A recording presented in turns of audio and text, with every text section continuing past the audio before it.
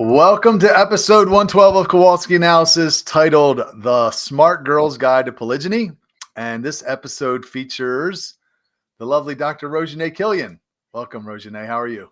Thank you, Rob. Thank you, Sona. Thank you for having me.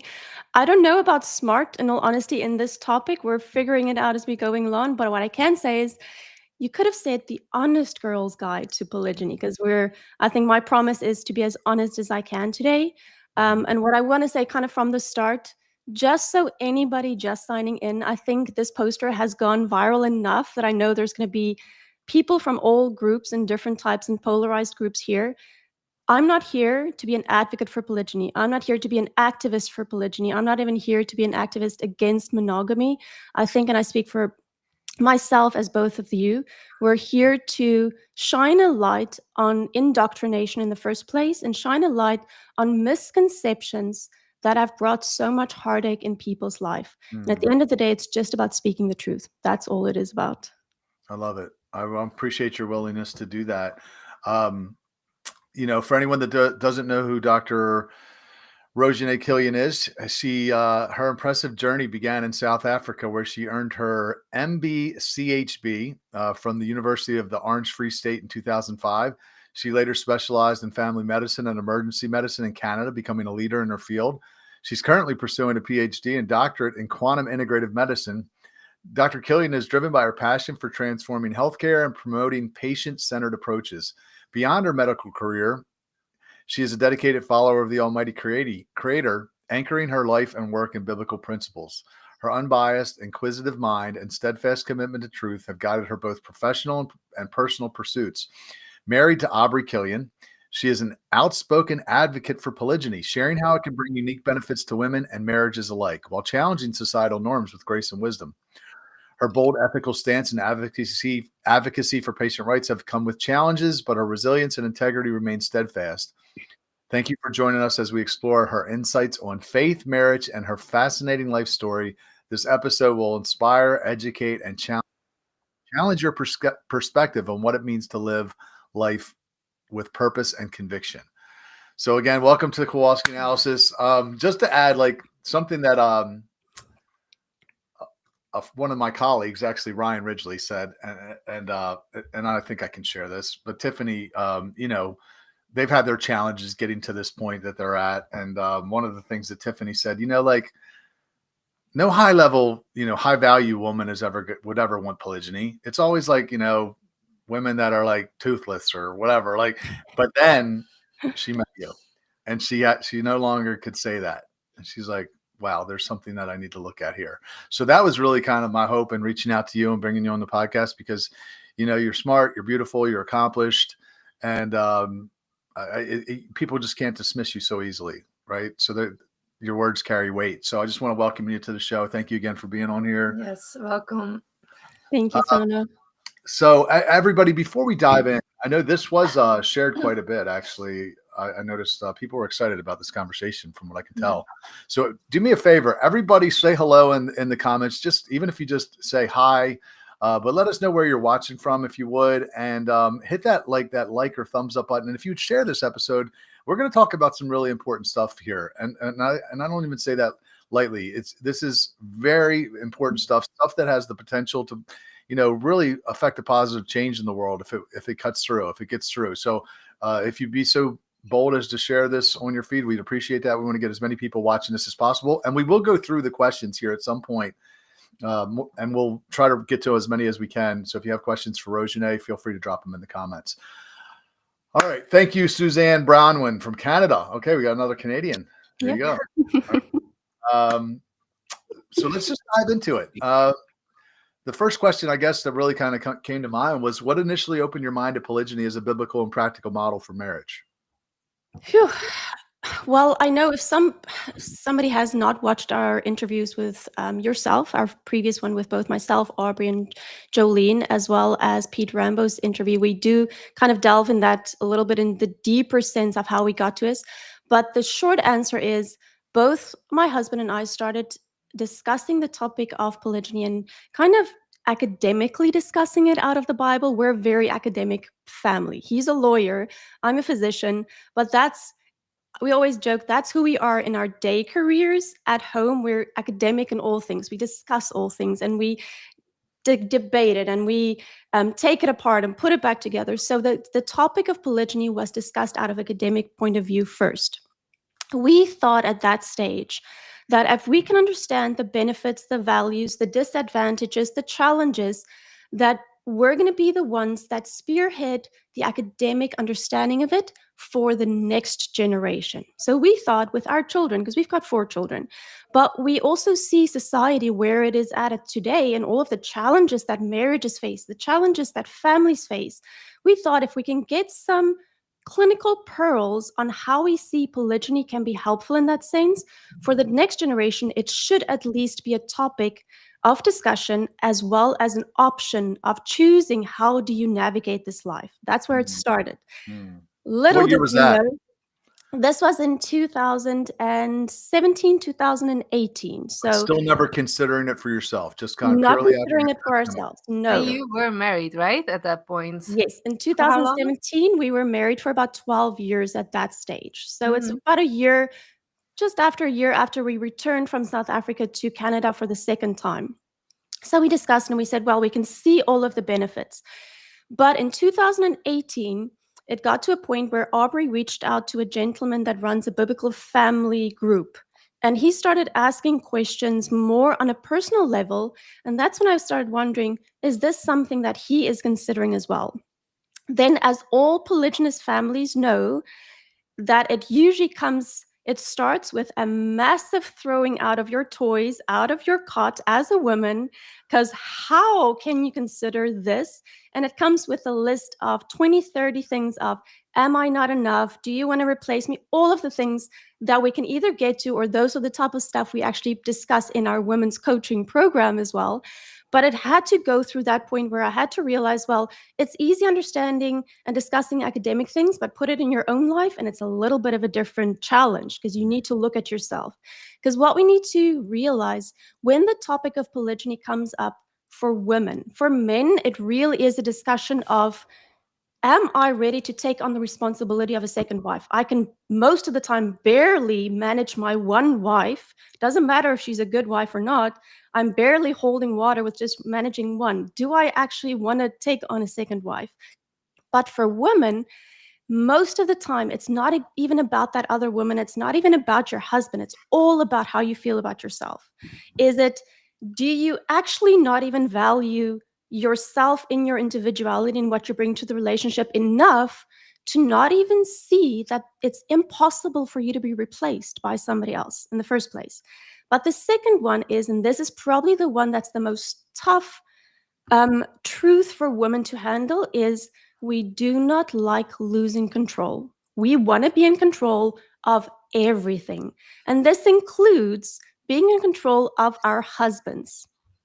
That's the honest truth, unfortunately. We are So, looking at each other because we just had this conversation the other day. It's Yeah. like we said the exact same thing, and we had some situation that I don't want to go into right now. But it was like definitely like where I said like, yeah, it's like me trying to control the situation, and I can see like just like you said, like I can see how that happens. Like we want to control, and especially if you fear something, like if you Yeah. fear being exactly. replaced, if you fear being not enough, if you fear all those things, then even more so, which is a natural reaction, but even Yep, more so you try to control. Well, and I'll exactly. just add one more thing before I turn it back over to you, Rochagne. It's like, I do think that part of that issue is because we come at it with a monogamy only mindset, Mhm. right? So monogamy only is like a 2-seater car. Yep, Okay. If you see another woman, it's like a guy pulling over, sees a girl, and you got to get out so she can get in. But that's absolutely. really not the case under polygyny. It's like, no, we got a van, baby. Like Exactly. you ain't never getting out, you know? But if I Exactly. pull over, it's just because she needs a ride and she would, be maybe add value to our trip. So, Exactly. but that's really the shift, is because it's the insecurity, it's the Yep. fear of losing the person, maybe him altogether, or at least his attention and resources. Yep. But when you realize, wait a second, the Bible's clear about all that. We have to go back to Exodus 21:10. I can't treat you any different. Yep. You have to get everything you had before. And then Exactly. it's like, oh, wait a second, this is actually a lot more secure than monogamy, because Exactly. we got room for, there's no fear of us ever separating at all. So Exactly. And I think that's huge. Remember, fear is never a rational emotion. It's still a real emotion. We can't deny if fear is there. If fear is there, it is a massive umbrella that takes over most of your decisions, most of your reactions, and even most of your internal dialogue. But fear, most of the time, is, we always say, it's like a storm in a teacup. It feels like the world is coming to end if you lose control. And most of the time, it isn't like that. There's very little real life, life and death situations on this earth. Coming from Africa, we have actually survived through some of those life and death experiences. So maybe that have made it easier to overcome, to say, what I think is going on at this moment is not here to kill me in the first place. And maybe it's not happening to me, it's actually happening for me. But it did not come easy. So Aubrey have spoken about this in some of his interviews. I'm not the easiest person to be convinced of something else. Most of the time, I do think I'm right. Most of the time, I think I can convince you of my opinion. So obviously, he chose me in that way. Otherwise, he wouldn't have committed to me 20, next year it will be 20 years ago. But it also came with challenges because I was so independent and I was in so much control that I had to go through a lot of growth in myself to realize, oh, everything is not about me. What do you mean? The whole world doesn't revolve around me as your wife. And I was a good wife in the sense of what people would see when they looked from outside. I was a good wife. I was faithful. I loved him as much as I knew I could. But it was all still about me at the end of the day. And I had to break away from that no, it's not even all about him. That's the misconception that people think when you go from monogamy to polygyny, that now all of a sudden it's reversed, where in monogamy it's all about the woman, now in polygyny it's all about the man. It couldn't be further from the truth. At the end of the day, it's about the legacy that you want to leave as a couple, like you two are wanting to do, and then you become a family, and that family just expands. But it's always about the long-term goal and the long-term legacy that you leave.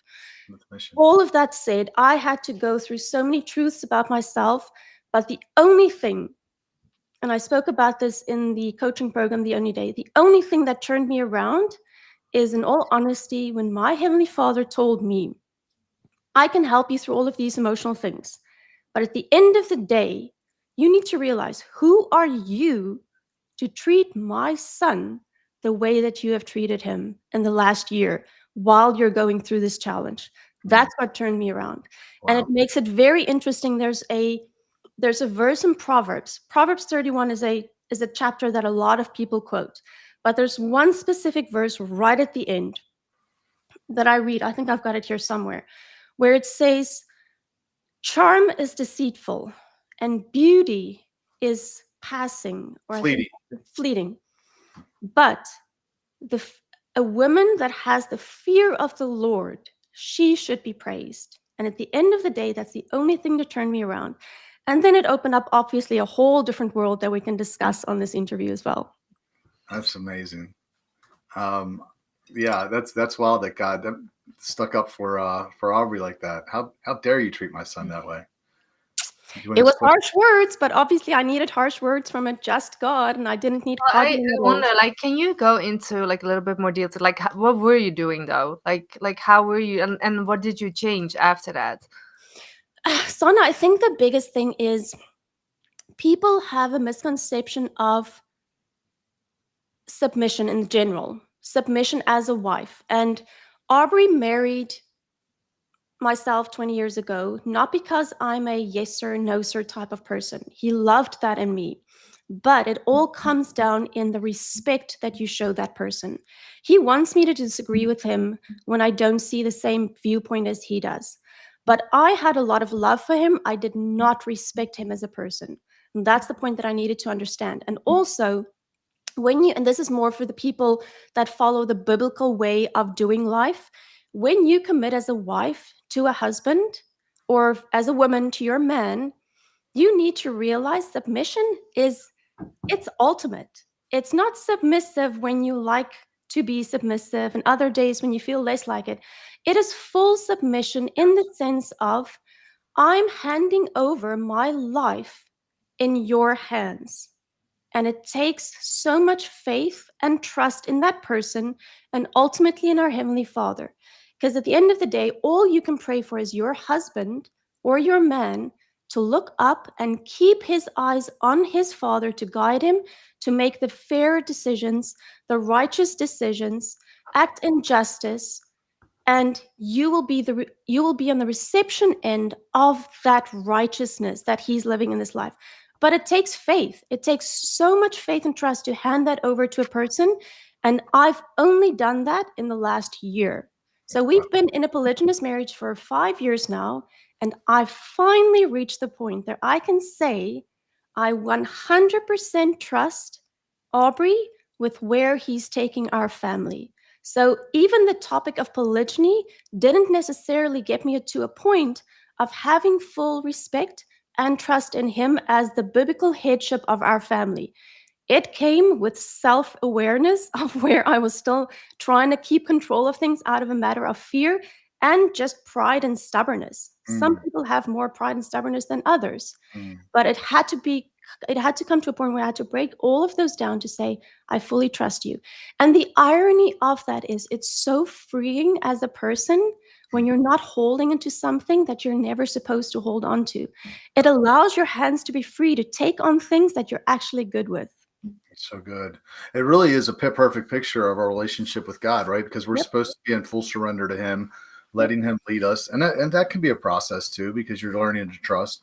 But I think for women, the beauty of it is you get to choose who you give that trust to, right? It's not like just because it is an incredible amount of trust, especially when you add in polygyny.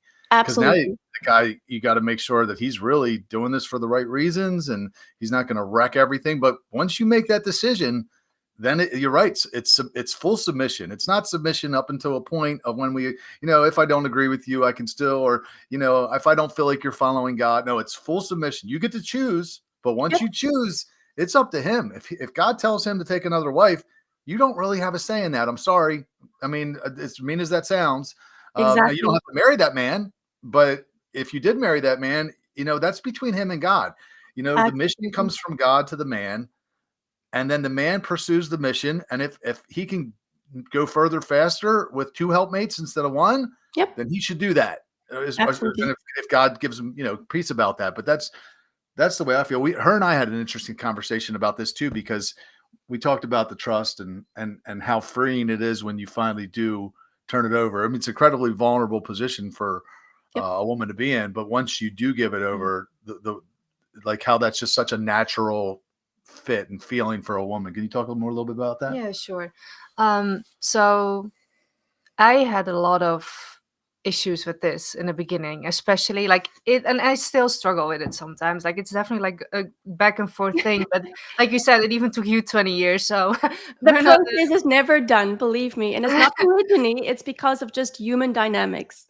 Yeah, exactly. Because like you said, it's you pick a man. Now I picked Rob, and I definitely I watched him, right? While we were dating, I watched him. I was like how is he acting? How is he towards me? How is he towards others? And but it's still a lot of trust on my part. How am I making decisions? How you're making decisions, all that. Yeah, absolutely. But it's still you need to keep trusting, right? Because there's sometimes this fear in my head that says, but yeah, he's been good to you now, but what if this happens? And you need to remind yourself, no, you need to watch. I need to watch him and see how close he lives to God and stuff like that. And but I did find though, there has been a couple of times where I really got back into this mindset, I am just gonna fully, even I think it was the day before we got married, I literally said to him, said here's everything, I'm giving it to you, and you have to realize how vulnerable this is for me, how much I'm gonna trust. And he said, yeah, I know, and I'm always gonna take care of you. So it's a lot of it's a lot of fun. But I've noticed that the times that I did this, it feels so freeing, because now I don't have to be in control, because I can be in control. but it's so exhausting too, because he's so much better at Yep, it than I am too. exactly. And I can almost feel it, like if I give it over, I'm like, it's almost like as if there's like freedom and like clarity comes to me, and I'm like, okay, now I can just kind of relax and enjoy the ride, and let him steer, right? Exactly. I think I saw this video online somewhere where somebody asked this lady, "What do you bring?" So this is for people that are not in a relationship yet, and they asked her, "As a woman, what do you bring to the table when a man sits across from you from the table?" And she said, "I don't bring anything to the table other than the ability to see what the table needs." And I think that was such a beautiful explanation of what a woman and a wife can be. But what I've realized as a now older, married for a couple of years, we've been around the block for a while, what we end up doing when we're in that relationship, we as women, we tend to try to hold up that table. We think that table cannot stand with us holding onto it. And we're not supposed to hold onto that table. That's the man's responsibility. He builds that table with what God gives him, and if he is walking in righteousness, walking in trust and faith with his father, same that you have to walk in the same relationship with him, he has to walk the similar one with his heavenly father, then that table is going to be stable. One leg is not going to be shorter than the other. But once you let go of that table, it frees your hands to actually see what that table needs. Yes, because we're very good about being all women. It doesn't matter what your strengths are. We're good at seeing what is needed. But now it actually frees you to add to that table, rearrange what is on that table, go and get more if something is needed, take stuff off the table that's not needed. And a man is not supposed to be able to see all of those things. And that's where sometimes we like to be in control because we're really good at a lot of things. And it gets to a point that we resent the man for not doing all of those things that we do naturally so well, that it becomes a polarization in marriages as well. Unfortunately, and it comes once again from a lack of trust in that other person's abilities. If you do not even trust your husband to hold on or hold up that table or correct one of the table legs if it goes skew, then you really didn't choose very well from the beginning anyway. And to come back from your point of view, Sana, what people don't always realize as a first wife, I know there's apparently blogs on first wife syndrome and all of the things that comes with it, but there is a certain type of person that when you know that polygyny is on the table, you as a first wife, you're still taking a risk with that man. He can be as honest and direct, and he can have integrity in public. You see him, as you said, you watched what Rob was before you joined his marriage, but you're still taking a risk because you have no idea what the future is going to look like with that man. You I have no agree. idea what type of father he's going to be. So that is a massive step of faith. Where I I think a agree. second or third wife has less of a risk in that sense because she's got a history that she can look into and see what was the startup of that company, what it looked like, versus where it's now. And then it's easier for her to say, yes, I like where this is going and where it has come from. I can see how I can take it to that next level.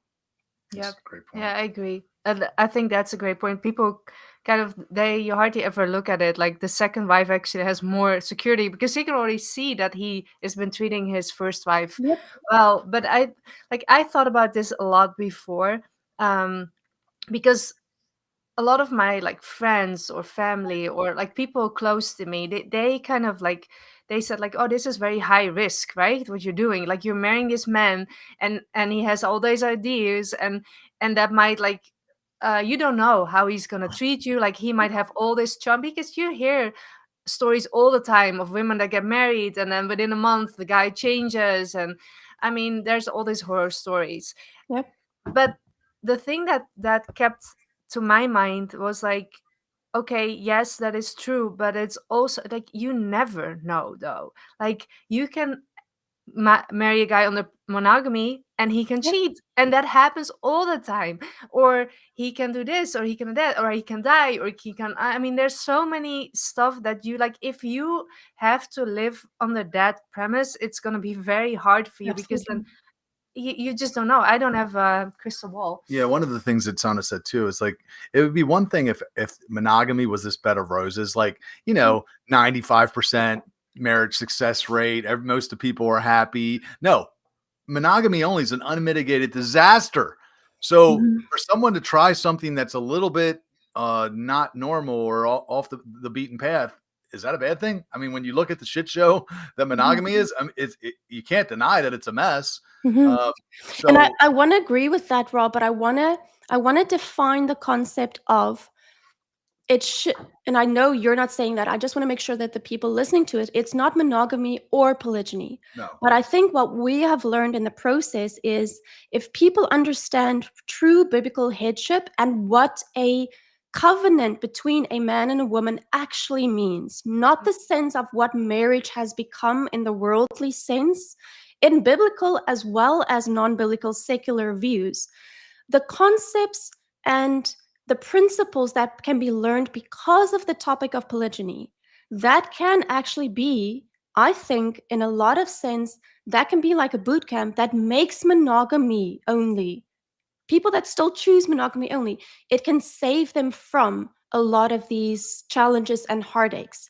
Because there's certain things that you have to understand as your role as a woman, as your responsibility as a man, when you open up the discussion of polygyny, that can be applied in monogamy only. Because one thing that we need to really kind of hammer down is not everybody is meant to live a life of polygyny. Of course Not not. every man has even the marriage. ability or the capability to lead more than one wife or one even lead one. Or exactly, a lot of them should never even marry, and they should just live their life in, obviously celibacy is not going to be for everybody, but at least just take control of your own life. But you shouldn't be in control of another woman's life. 100%. What about more than one or two or three? So it's definitely not for everybody. The other thing as well is monogamy in the sense of what it can be out of a biblical point of view can be a beautiful story. It can be a husband that loves his wife, a wife that's supportive of her husband, they raise children, and they lived a beautiful life. I would hope that they get to a point that the wife does not lose herself in trying to be everything and do everything, and that it's not just two parents that raise children, and by the end of their life, that's it. That's all of their story. That's what it was ended up being. I think for people that understand the deeper value of polygyny, a lot of times it comes down to we never want to stop growing. We never want to get to a point where we say we didn't reach that next point of finding out what is the depth of my value.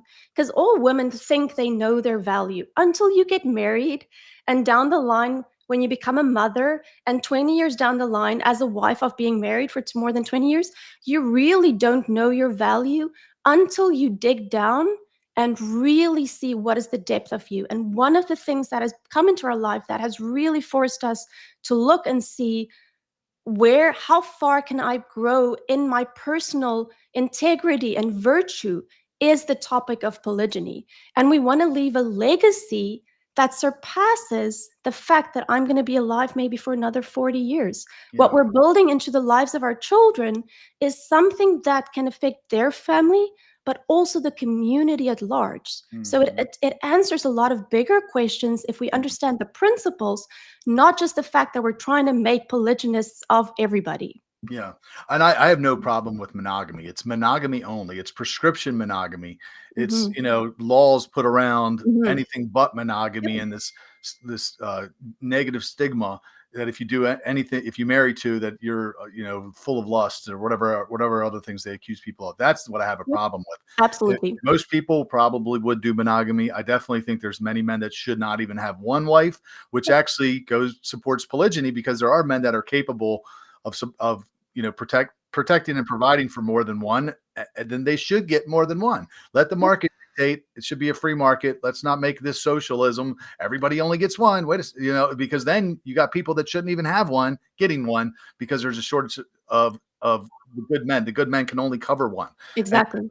And then they end up getting on dating apps and being unfaithful anyway. So it's like we're trying to control this natural human nature that God put inside of us, and studying just take your hands off the wheel. Let's go back to the biblical times, the original ways, the old ways. And people say you're twisting scripture. I'm like, you mean the same scripture that was written by men with multiple wives? Yep. The irony in that. Yeah. So let me ask you this, because I think this is a good actually, before I ask you this, I just want to do a quick shout out. We had a lot of people comment. Thank you for the comments. We have people coming in from all over. Mimi from Northern Michigan, Go With Jesus from California, Valentine, artist blacksmith from Michigan, Daddy Difference from Colorado, George Lopez from Orlando, Ryan Ridgely's here with us, Cyrus from Washington, D.C. Please keep the comments coming in. Feel free to ask questions. We may even take callers. If somebody wants to call in, drop a comment and let us know. Just say, I'd like to call in and ask Rochagne a question, and I may allow you to do that if we have time. This is a nice comment. Yeah, It says this one here? Yeah, that one. This is a nice comment. Submission, willing to follow someone who has a mission. I love that. Yeah, they call it that for a reason, I guess. So what unique benefits have you experienced since entering into a polygynous relationship? So obviously, I think we can break it down into personal benefits, family benefits, economic. But I think our story in the last 4 years have been so different than what I thought our life was going to be like. And it's not even the polygyny topic. It's what happened in our life 4 years ago with the whole COVID debacle that we've been living through. For the people that don't know, I took a very public stand as an ER physician. I was on the front line with the whole COVID pandemic, but I took a very public stand in medical ethics and informed consent and autonomy and freedom of choice. So not very different than the topic we're actually discussing today. The one is about health, the one is about families, but it comes down to the same thing, standing up for a certain principle. And that did put me into a very public limelight and in a battle with my regulatory body. And I've been temporarily suspended for 3 years now, not being able to function as a physician. But because of that, obviously, we've had a lot of economic, financial challenges. We've had challenges in the sense of we became the enemy in an area that we were really looked up to say this is the couple, the power couple that came in, that was recruited from South Africa, working in the emerge department. Her husband's a coach, that's a lawyer. So we were put into this false pedestal, and it came crashing down very quickly when we took a public stance. So because of that, our life has been disrupted in many ways. What I can say the benefit of polygyny was, I really do not know how we would have survived the last 4 years if it wasn't for the fact that Jolene was part of our family. Because what people need to realize, we were all isolated as much as they could isolate us in the last 4 years. But we were isolated already because we were in another country, no family, everybody's back in South Africa. But it got to a point that it really didn't matter what raged out in the world, what allegations were said about me, what professional allegations were said out there. If I could come home to Aubrey and Jolene, it really didn't matter. So we were such a strong unit that it was unable to take us down. And I think that is sometimes a result of people that understand the benefits and value of having more than two people in a relationship, forming that family, that it scares the institutions. Yes. Because you are not under their control. You're not afraid of their threats. You're not afraid of their man-made doctrines. The only thing you fear is your Heavenly Father. That's where it starts and that's where it ends. But the benefits in that regard, our children are always taken care of. We've got 4 children between the 3 of us. Not a single one of them, our oldest is 10 and our youngest is 3. Not a single one of them have spent a single day without any one of us 3. They've never been to daycare. They've never slept over in anybody's home, not even family outside of this unit of us 3. So it means we have not outsourced the care of our children to anybody. We were able to study. All 3 of us were still studying as adults, raising 4 children. So just the benefit there for somebody that actually takes academics serious, and we're never going to stop learning. We're geeks that way. There's a very personal benefit for us. Economically as well, because I was the one that brought in the most money, people need to realize as an emerge physician, I worked 8 shifts a month, 8 to 10-hour shifts a month. That was it. And I made a very good salary, good enough that we could live in whatever way we wanted. And that came crashing down very quickly. But because we were 3 people at home, we could divide what we bring into our home as well without being dependent on anybody outside of that family unit. And then obviously the biblical, the spiritual growth, there is always a third person looking in as a witness and making sure that there's fairness between the other 2 parties. So there's it kind of goes around in circle. There's so many benefits to it, but at the end of the day, I would say the biggest beneficiaries of this is obviously the children. They're surrounded by a stable unit that absolutely takes care of them, doesn't outsource anything. Then it's the women in that relationship. And lastly, believe it or not, although there's so much misconceptions out there, then it's the man that has the benefit. Because at the end of the day, he carries the biggest responsibility. Yeah, that's something Aubrey has said many times, that many uninformed men here, think about polygyny and think it's like, oh, this is a dream. But Yep. many uninformed women think it's a nightmare. Absolutely. But many informed women see, that this is a pretty good deal, and many informed men see this is actually a lot of responsibility. Absolutely. You've hit it right on the nail, for sure. No, I totally see it that way. Yeah. If people just wanted to have sex, why would I get married? Why marry 2 women if I can have sex with dozens? I mean, there's way easier ways of fulfilling sexual desires than taking on another woman and taking care of her for the rest of your life, for sure. Yeah, absolutely. Yeah, and I mean, novelty also wears off at some point. Exactly. So Exactly. So I want to talk about your case, not yet though, but I want to drop, if anybody would like to support the Kilians. So we're going to get more into this later in the conversation, but Dr. Kilian, Dr. Rochagne, was out of work for 2 years? You haven't been able to practice medicine? It's now in December of last year, it was 3 years. Temporary suspension for 3 years. Yep. 3 years. And I know that it must have been incredibly difficult financially. Aubrey shared a little bit with me. So we'd started a GoFundMe just to support them because she really, we can get more into why that happened, but it was really to protect patients' rights during COVID, and to avoid help people navigate their way through some of the craziness that was happening up in Canada. And she basically lost her job, at least temporarily, for it. So if you'd like to support them, maybe redirect part of your tithes and offerings to them, I know they would greatly appreciate it. And they're just a great family all the way around. And just how I've never heard Aubrey ever complain about it. He's always so positive and so humble and hard worker and a badass. I mean, he could literally just kick all of our asses, and he never acts like a tough guy. And I don't know, I just love your husband. But all right, I kind of love him too. Yeah. So, do you want to ask a question? Yeah, sure. Let me see. How would you respond if women say the women who say they fear that sharing their husband would diminish their value? What we talked about just a minute ago. Mm-hmm.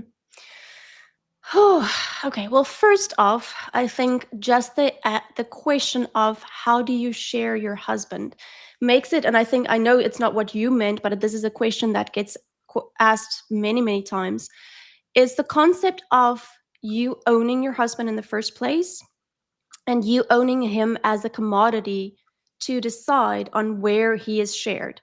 Because if that is the way that you see your husband, it doesn't even matter if the topic of polygyny is never on the table. As a woman, you're always going to be fighting against insecurities. Because at the end of the day, you share your man with colleagues. You share your man with other men. You share him eventually with your children. So the sharing of a person that you're committed to for the rest of your life is going to be there. I think it all comes down to that internal value, because most women would say it's about sharing their husband, but I think it's an excuse most of the times, because it's more about, once again, about themselves. If women are truly honest, most of our emotional turmoil is never about the other person, it's about ourselves. And unfortunately, this is the truth. I'm not saying that we can never get out of it or grow out of it, but it's a growth process. Women are not naturally unselfish. Women are not naturally virtuous. It's something we have to strive to, and it's something that we even have to be aware of the lack of that virtue in us, because otherwise we're never going to work towards that point. So that whole internal value thing is now just hooked onto the concept of monogamy, because somebody 20 years ago saw value in you and decided that they're going to put, as the secular world say, put a ring on the finger and claim you as theirs. But in the back of your mind, as a woman, if you're truly honest, as life goes on, you're definitely not as beautiful as you were at 20 years old. I looked at the picture you posted in our thumbnail, Rob, and ironically, that was 10 years ago, was the day before I delivered Kriston.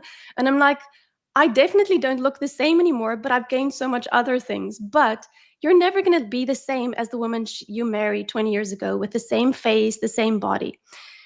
You're going to be a different type of woman as soon as you become a mother. Because that's the one thing that can force a woman very quickly to move from a selfish place to an unselfish place when it comes to your children. You're going to be a different person in the way you experience adventures and joy. So there's so much that changes throughout just a normal, good marriage, that women walk in the back of their minds, that internal dialogue. They walk around with that fear of saying, if my husband knows now, if he knows now what he's experienced with me for the last 20 years, would he still have made the same decision 20 years ago?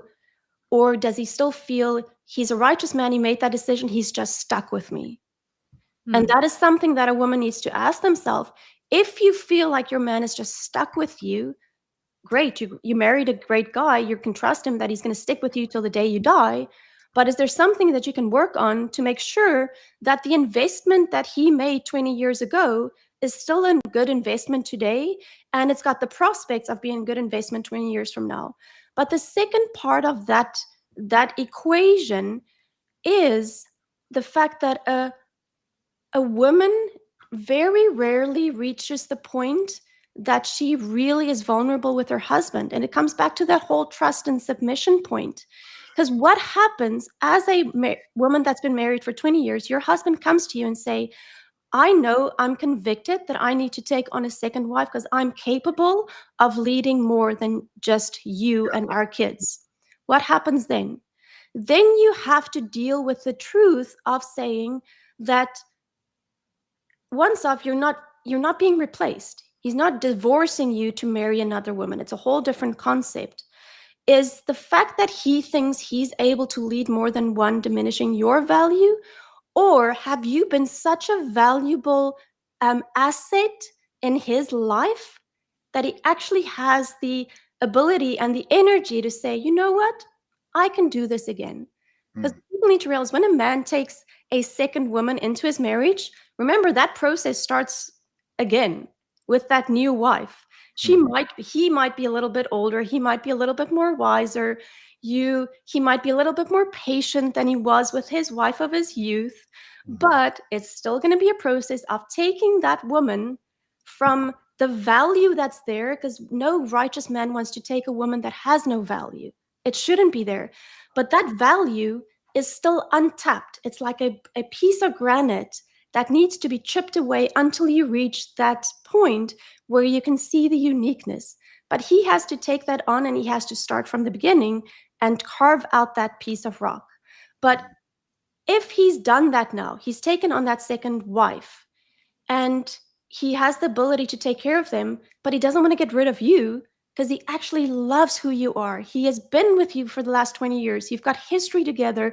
He has seen the best and he has seen the worst of you, but he depends on you for your wisdom that he's built into you as well in the last 20 years.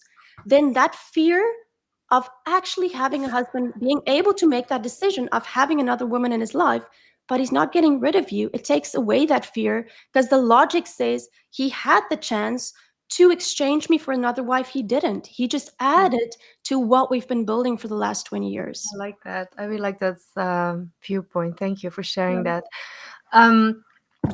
Some like people also said to me, like when I was just dating Rob and telling them about his viewpoints, they were like, yeah, but you must have very low self-esteem to even like consider this, right? Like how can you have self-esteem and like think of yourself as valuable and then do this? But I thought about it, and I thought it was ironic because I mean, it if anything, it would give me more self-esteem because I really like you just talked about, like I have to go back to what am I bringing to the table? Like Mhm. he married me too for a reason, and he loves me for a reason. He loves me who I am, and God made me in a unique way, and he made you in a unique way, and he made all of us. So Mhm. it means that I even if he wanted to replace me, he couldn't. There's no Nope. other person like me on the whole planet, and that Exactly. is actually beautiful because another person would just add to your family, and she has other qualities that I don't have, and that like I think that actually it makes you actually even more aware of like, okay, so it's not that I'm not valuable. Okay, what am I bringing to the Mhm. table? Why am I valuable? Why what is it that we share that is so valuable too? Yeah, I really do Absolutely. think that that actually makes you more valuable because if you can get past the emotions, the jealousy, whatever it is, the fear of what other people will think, all the things you have to go through to get to a place where you're like, okay, if this is what God's leading you to do, I'm on board. That makes you extremely rare. I mean, most women are not. They're going to fight against it. They're going to be jealous, rebellious. They may leave. So like, and I think for me, I look back at previous relationships where I was a monogamy only guy. Of course, I was raised in this country. I just believed it. I didn't question it. But I knew I was always wrestling with these feelings.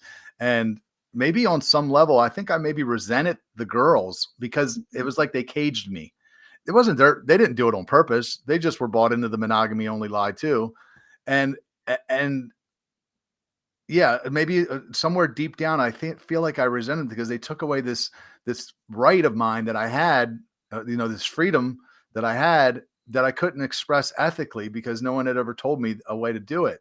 And I see a lot Mhm. of men do that, and then they just, they live with guilt and shame, and it becomes this vicious cycle, and it Mhm. really keeps them at least what they feel distant from God because they feel like there's something wrong with them. They're broken. They're a piece of crap for having these feelings versus just saying, no, this is actually pretty normal. And here's the ethical way to do it. Exactly. Yeah. So, I think, and I think, Rob, your internal reaction to that and the resentment of what's going to be expected of you is, I think, the fact that you signing into that agreement of what a marriage looks like according to monogamy only, you go into it with the idea of, but you are not in control of that relationship because there's certain prerequisites that comes with it. That was a man-made doctrine, and you agreeing to be a part of that is, like you said, it feels like you caged yourself. And mhm, yes, people can only focus on the sexual part of it. It's almost like both sides, the liberal side as well as the conservative side, would only want to focus on the sexual part because I mean that's all we're made of. That's what we do from the moment we wake up till the moment we sleep. Um, Obviously, not. That's not the case.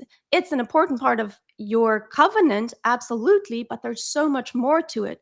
But I think it's the fact that you knew as a man that you are too strong to bow down to a system and to a woman that you're going to voluntarily say, yes, I volunteer myself as a person that's going to lay down my life for you, and you are in control of where the ship goes. Hmm. That mhm. is where I think the Wow. resentment maybe came out towards the woman because Yes. they expected this of you because this is what they were sold. It's also a story that they were sold that this is the only option for a high value woman is to catch a high value man that is now willing to say, I'm not going to be as valuable because I'm going to put all of your needs, emotional, physical, all of that ahead of my personal mission on this earth. And that's Right. exactly what monogamy does. That's why 100%. you resented it, probably. Yeah, and I wasn't even conscious of it, but that's exactly what it was. And even when Sana and I first started talking, I was posting a lot about polygyny, and she was like, we were moving toward marriage, and she's like, kind of asked me not to do it. Said it hurts my feelings, when you're talking so much about it. So I scaled it back, and I even got to the point where I was actually looking at other things I could do career-wise, because I still had the coaching program. It was in the beginning stages, and I just was so depressed. I remember there was many days where I just would have to lay down in the middle of the day because I was off my mission. I let her feelings supersede what God told me to do, which was to expose this lie. And it made me depressed because I wasn't, doing what God told me to do.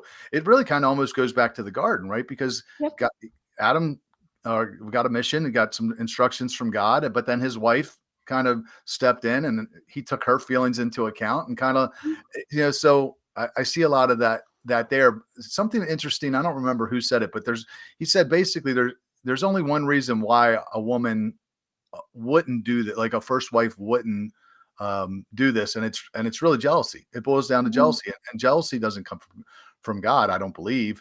And I think about the great need, when you see the great need of in this country and even in the world of women needing a covering, the imbalance of Christian women to men, and when Christian women hold on to this monogamy only, it's like, it's almost like that verse that says, if you see your brother in need and you say, be warm and well fed, but you don't do anything for him, it's like you're the one that's in sin because you had the opportunity to do something for him and you didn't do it. Right. So it is very selfish on some level when you see the need and you just cling to this tradition that is very unbiblical. Yeah. I want to add to that, Rob. You mentioned a lot of people think the only thing that is the biggest challenge is the jealousy. So I do think for most women, jealousy is a massive part of their upbringing as little girls and how they function in the group. And I'm speaking just for myself, jealousy was never a big part of my story in my life. I think I was just so independent and really I could care less about what the group was doing. And I really just had my own independence and the path what I was walking. My biggest thing is, and I think this is two things, if we don't recognize the other one in our blind spot is competition, then there's going to be challenges there that we don't see coming. So jealousy, yes, is a massive thing. But we need to realize jealousy is a part of life for everybody. Women, men, children, kids fighting for attention with their parents because it's a natural part of their upbringing until we learn how to control jealousy. Jealousy was part of the biblical story. That's how Satan came to be Satan, was because of jealousy. So it's a story that's never going to be out of the picture. It's what we do with that jealousy, and if we're honest enough in saying, where does the jealousy come from? So that's the first part.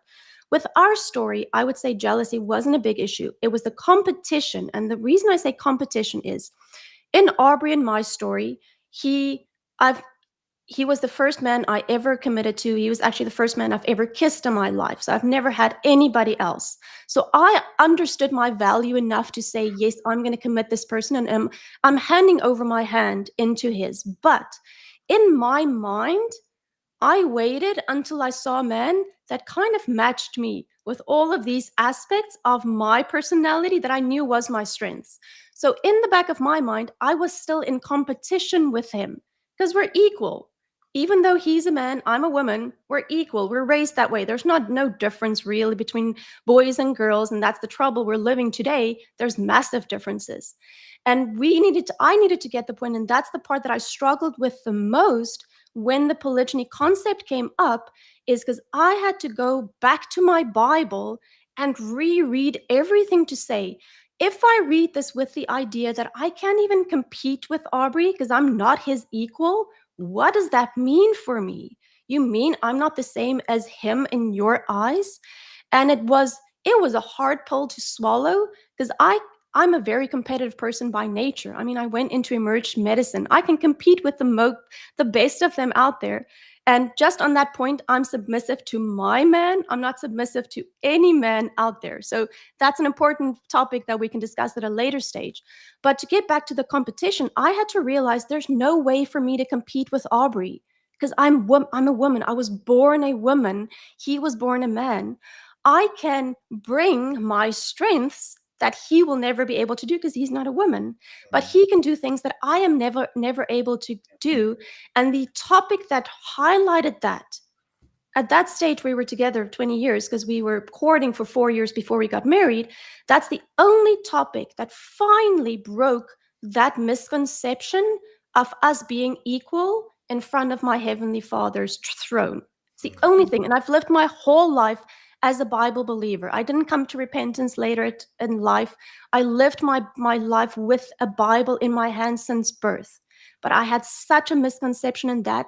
And what that allowed to happen in my life is I missed so many years of that not living in truth of the purpose with what I was created. Because I was created a woman, I've got a different purpose than Aubrey. I've got a beautiful set of tools to work with that he doesn't necessarily have. And some men with their purpose in life, they're going to need one woman to come and take a look and see what is needed on that table.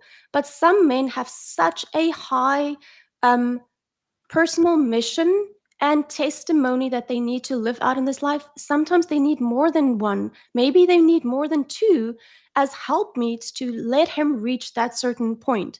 But the beauty of all of that is it allowed me to get to a point to actually understand what my value was. And it wasn't a external validation from parents that was so proud because I always made the right decisions.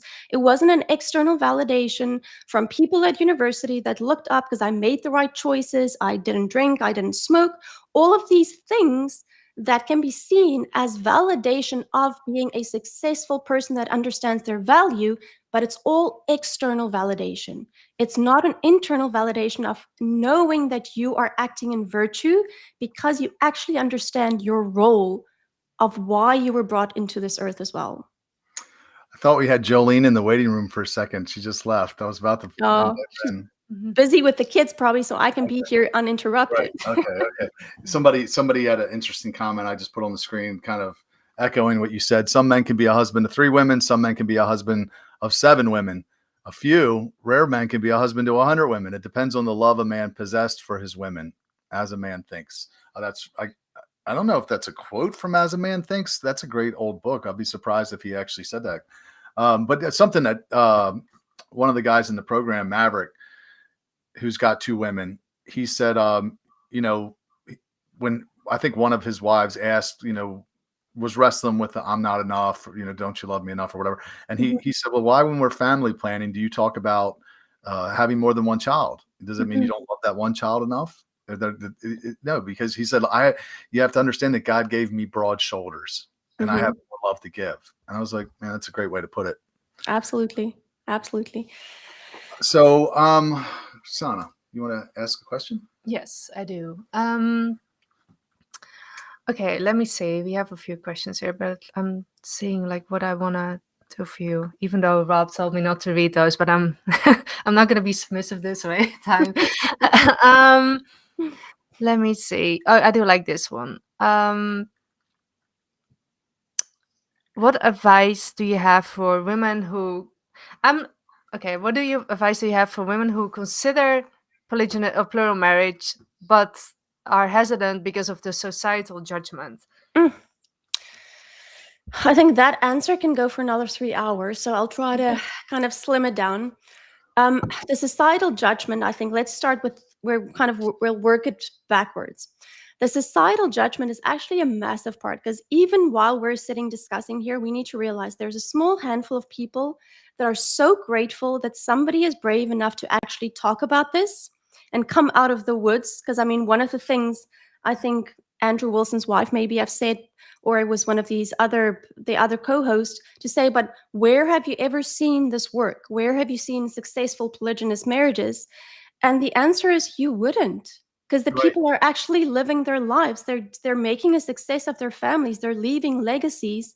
It's definitely not the successful people that end up having a reality TV show made about them. So it's a flawed statement in the first part, but I've been able to meet beautiful families in the last few years where the women are amazing, empowered, confident, so individual type of personalities that have lived 30 years as 3 wives to 1 man with great success and a beautiful story and so many great testimonies of what they've done in other people's lives. Yes. So there's so many people just waiting for this topic to being brought to the light without so much judgment from the outside. Yes. Then you've got the group on the one side, the biblical conservative way of seeing, been indoctrinated by the monogamy-only indoctrination that came from churches, not from the Bible, that really see this as obviously sin. And I'm not here to defend my biblical point of view. That's definitely not my place, and I don't want to do that. I don't have to defend my biblical point of view, but that's the one group. Then you've got the other group on the other side. That is the liberal way of seeing the world, the feministic point of view. And the irony of all of this is, as a first wife that is living a plural marriage or a plural covenant, and as a person that is independent, is qualified, you kind of stand outside of either of those groups. Because the irony is that the conservative side, the allegation is that you're probably such an abused wife that your husband is just stepping out and acting out sexual desires, and you're not strong enough to have said no and to walk away. That's the one side. The other side is the feminist, and the irony is that they say, well, you're the one that's living out this old school patriarchal submissive role of a woman, and it means you're less value than a man. The irony is both sides are being oppressive to me as an independent woman with my own agency that is living this life with informed consent, as voluntary as you get it, but the beauty that have come out of it because I'm not tied down by doctrines of men as well as liberal ways of seeing what a woman can be.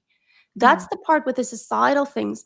And I realize doing this publicly what the controversy can be, because it comes from both sides. That's the problem. There's very rarely topics that can irritate a polarized group as much as this topic, as you cover the spectrum from both sides. Yeah.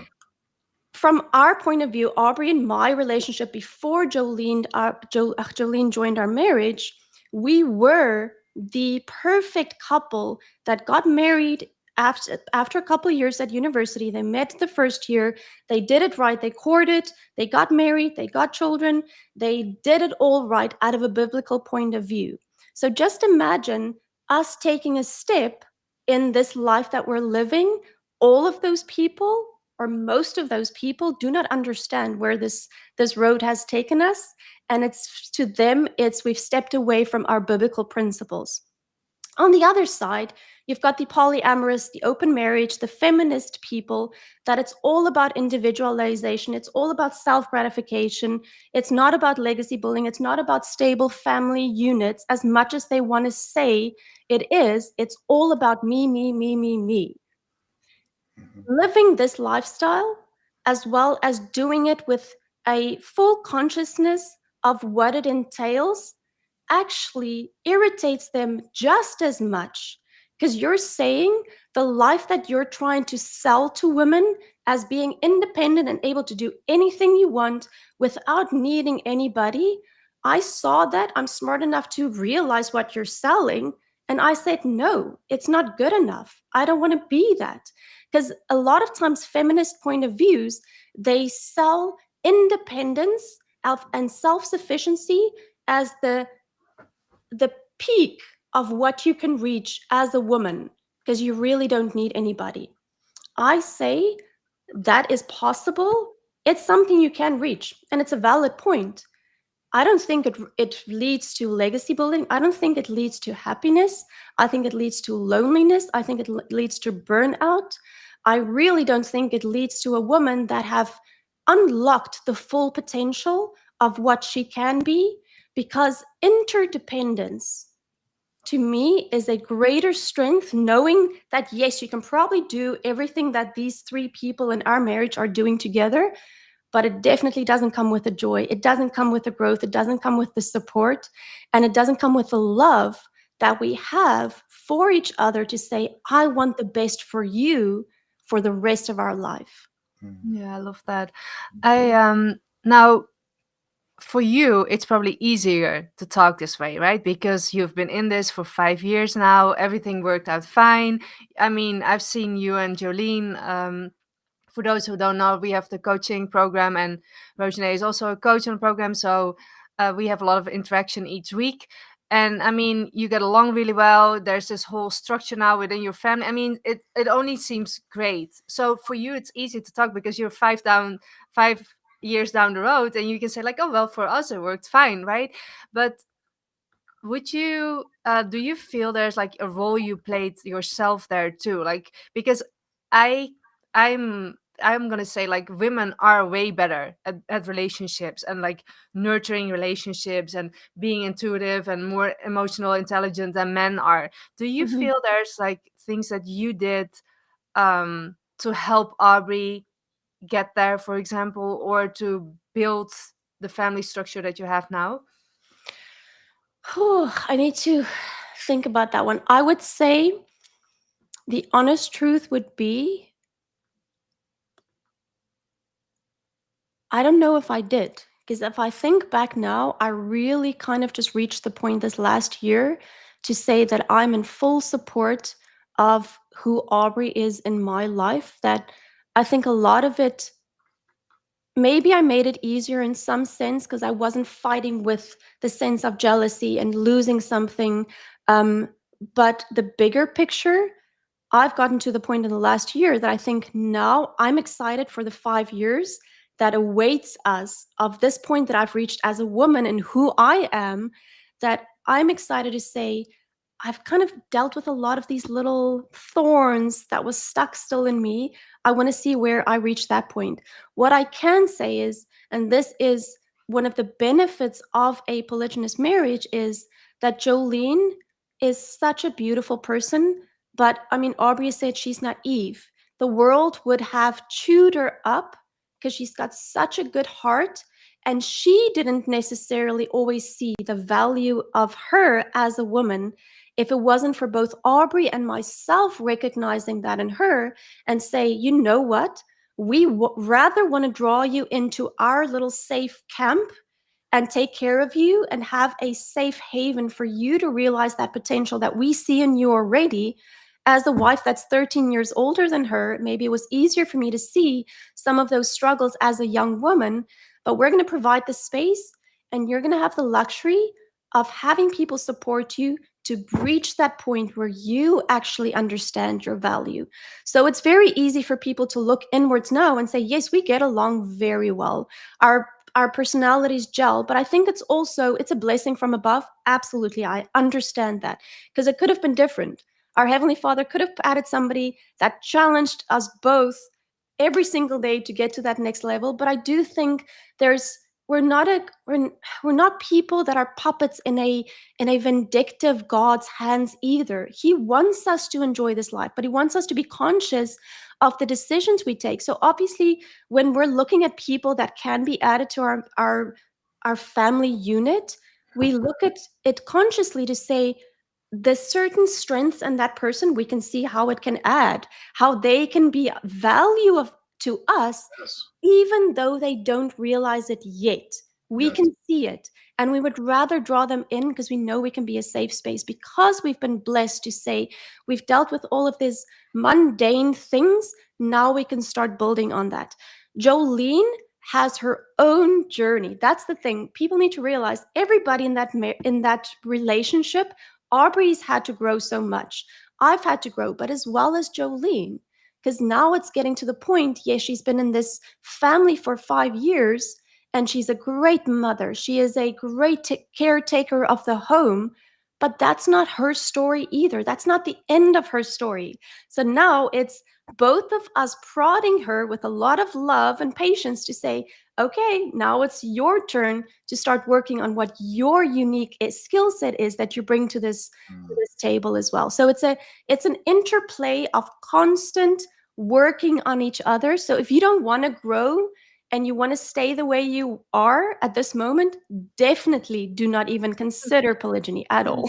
I've heard that if the polygyny is for people that want to grow or become the best version of Yep. themselves, and even to have the bandwidth, like as you're prodding her to Yep. pursue her gifts, they even have the bandwidth to be able to do that. Because if you're Exactly. in a monogamous relationship and you got a kid, you're just trying to make ends meet. You don't know if you're coming or going half the time. And if you're a single mom, it's even way worse. Yep. So having the time and some energy to be able to really slow down a little bit and think, well, what do I really like? What am I passionate about? What skills can I hone? Mhm. I had Casey Jones on my podcast a while back, and he talked about how he has 6 wives, and he said, definitely don't do that. He said, that's just too many. Don't do what I've done. But he I said, remember that. how they all had hobbies and they had time for other passions, and Yeah. life was pretty easy. Financially, everybody wasn't just working to pay the bills, which you Mhm. see in a lot of homes in the West. But to your point about like making that practical decision, like there was a girl that reached out to me a while back, DM'd me, and she's a cute girl. She's actually in our coaching program. Shout out to the coaching program. I will talk about that if y'all stick around long enough. But she, we hung out with her a couple times, and we were like, we'll talk to her, we'll pray about her, just keeping it very in neutral, just holding it with an open hand. But one time we sat down with her, and it was like almost like a job interview. It was like, Yep. so how are you with this? What are you good at this? Do you have any experience with this? Because we were just trying to see, is she going to bring value? Is she going to help us go further faster? Because we have a vision for where God's taking us. You going to help us get there? Or are you going to slow us down? Right. So under polygyny, it does become a lot more pragmatic. Yep. You can just, Absolutely. it's not this, oh, I'm in love. I fell in love. I'm out of control. And I just fell in love. And, your heart's leading you and not your spirit or your head. So that's just the way it was for us. Mhm. What do you mean? What it was for us? Well, when we were considering that, that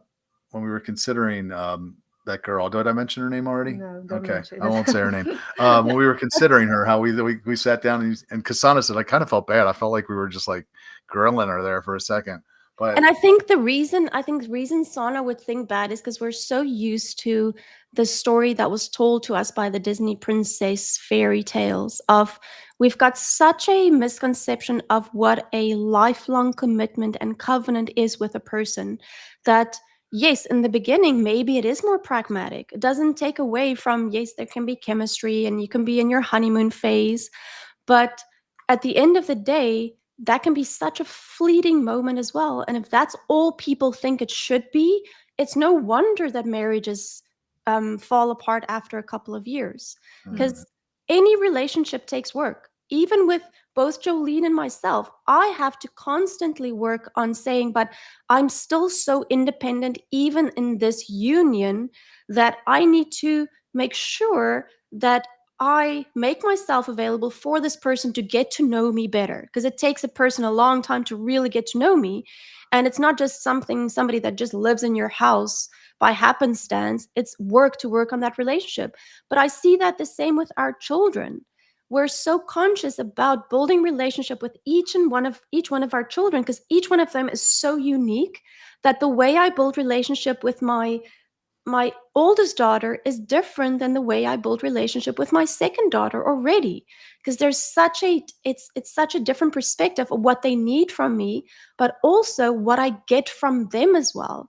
So it's it should be more pragmatic in the first place, because I honestly think the blessings and the beautiful love stories that can come out of it once you've put the work in is so much better and so much more depth than really the short-lived rom-coms that we've become so used to.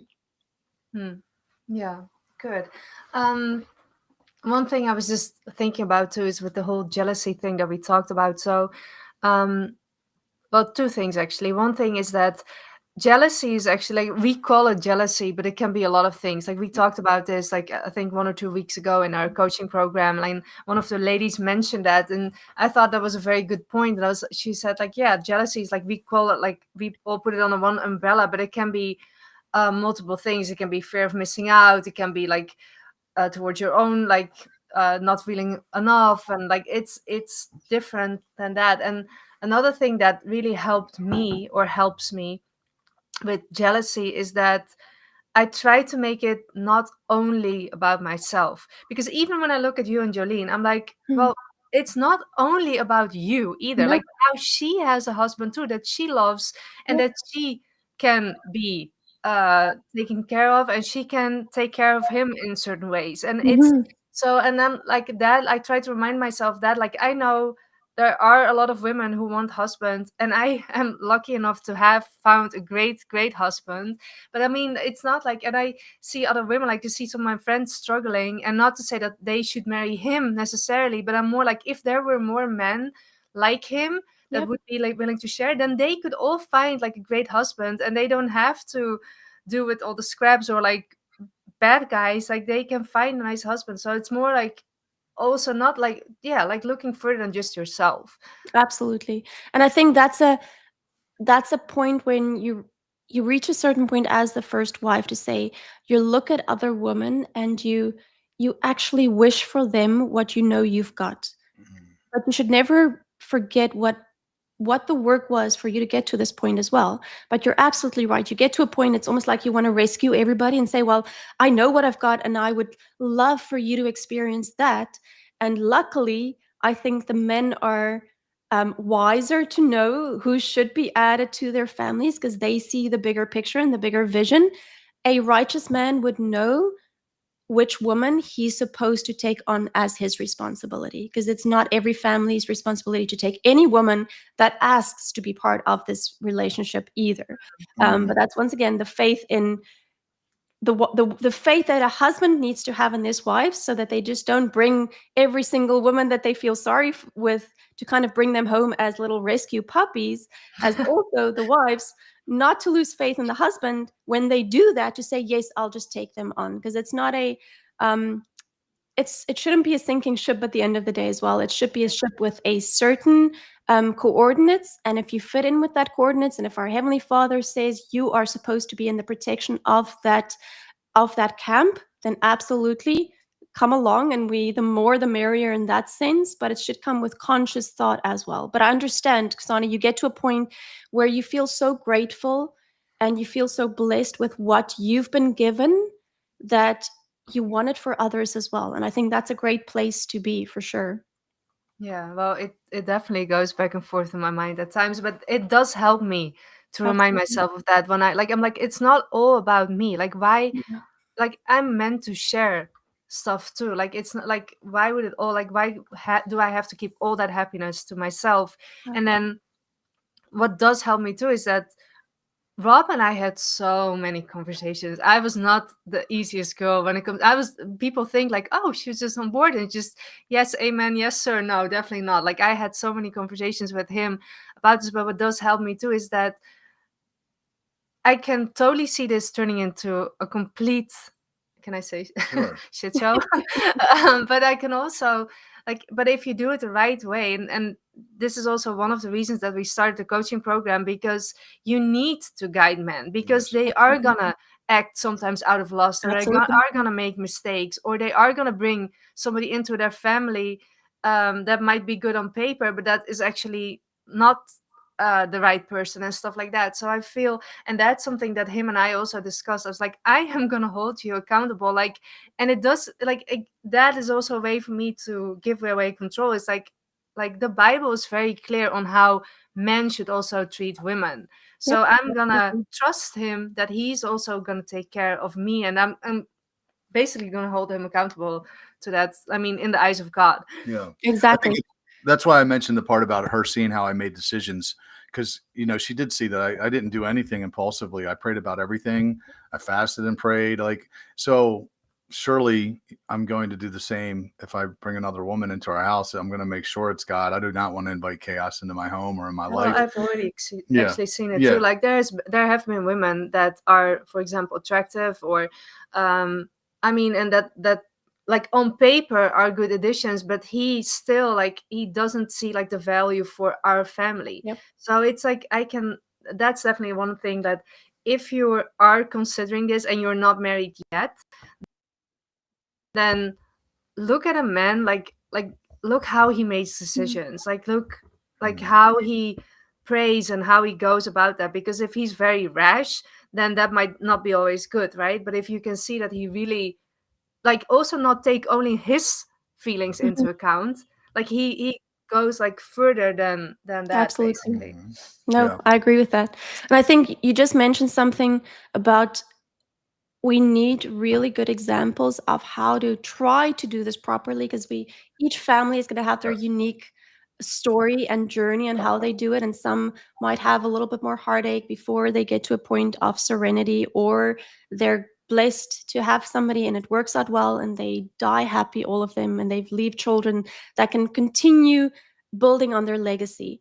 But I think the reason that we're at this point, that there is really so few data in the first place and just no examples, is the fact that it was stigmatized from both sides for such a long time. So there are people out there that have done it. I mean, out of the I'm from Africa. So, in African sense, polygyny has been a very effective way of surviving and thriving as communities.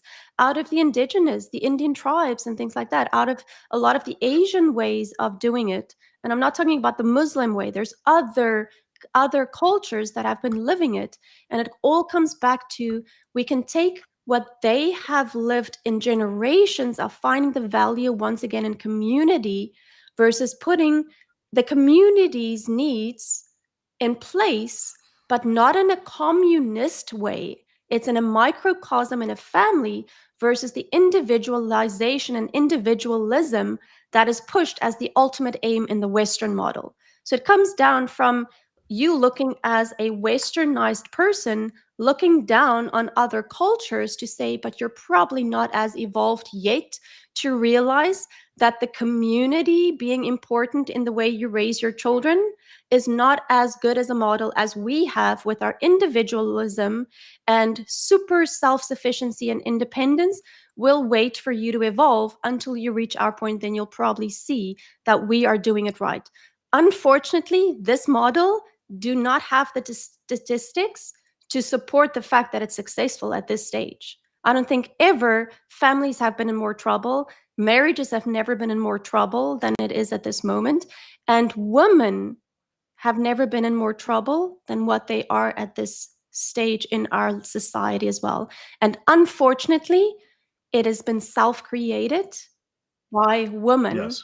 It doesn't take responsibility because if you truly believe in biblical headship and submission, the reason we're at this point is there was men that did not take up their responsibility and stand up for principle in society. So at the end of the day, it does come back to the men, but we're in this point of our history because absolutely of the failure of feminism and secular ways of doing marriage as well as family units.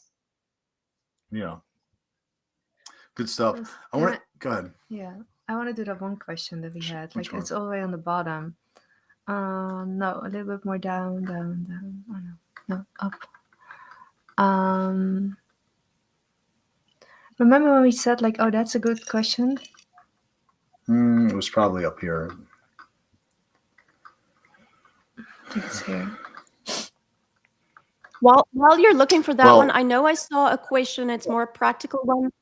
We can go through. Yeah, let's go through some of the questions. What was the one question that that came you through had? is somebody asked if the children in the plural relationship, if they see both Mhm. mothers or both women as mothers in that family household. And I can't Okay. speak for every polygynous family out there because there's so much diversity in the way they do things. But in our household, absolutely. I'm mother of 4 children. Jolene is the mother of 4 children. I delivered 3 of them. She delivered 1 of them, but they all call us mother. They've got different ways of saying it. They actually call me mother, and they call her Mother Jocks, like her nickname. But the reason that works is because, and Aubrey has mentioned that is this in interviews, when you ask our children, who do you belong to? They've got one single answer. This includes our 3-year-old, our 5-year-old, our 8-year-old, and our 10-year-old. They say, we belong to our father. So it's a confirmation of we were the vessels that brought them into this life. We nurture them, we love them, we care for them. But at the end of the day, we brought them to life for, first place, our Heavenly Father, as well as for Aubrey. It's his children that we are blessed enough to raise together with him. And I know how many of the feminist liberal women They'll hate it. are I hate hearing gonna that. just throw a massive tantrum, because how would I be so old school and so devolved to say that? That's what works in our household. We bore them, we brought them to life, they belong to Aubrey. One of the things that we believe in a biblical covenant as well, if one of us, if I decide I no longer want to do this, it's not for me, I have the full autonomy to walk out of this relationship. And this is not just from a secular point of view, this is the way we interpret the Bible, the Old Covenant as well as the New Covenant. The way we see it is I have the full autonomy to walk away. But I need to realize I walk away with absolutely nothing, with no children, with nothing of my Yes. own, because what we've been building together at the end of the day belongs to my biblical headship. The irony, if somebody is willing to at least listen to the second part of that, the irony in that is Aubrey, as the headship of this family, he's the one that believes he's just a steward of what he's been given. It doesn't even belong to him because it belongs to his Heavenly Father. So there's a hierarchy in place for everybody involved in this family unit, but it can be a saving grace for a lot of the red pill issues that we're seeing out there, that if a man marries a woman with the idea of what is going to be in this partnership and she decides to walk away, she takes everything, then maybe she would think twice by leaving. If she knows the children stays behind with him, anything that she's built together with him stays behind, maybe she'll think twice of Yes. doing that. And maybe the men would be more conscious of the woman that they choose as well.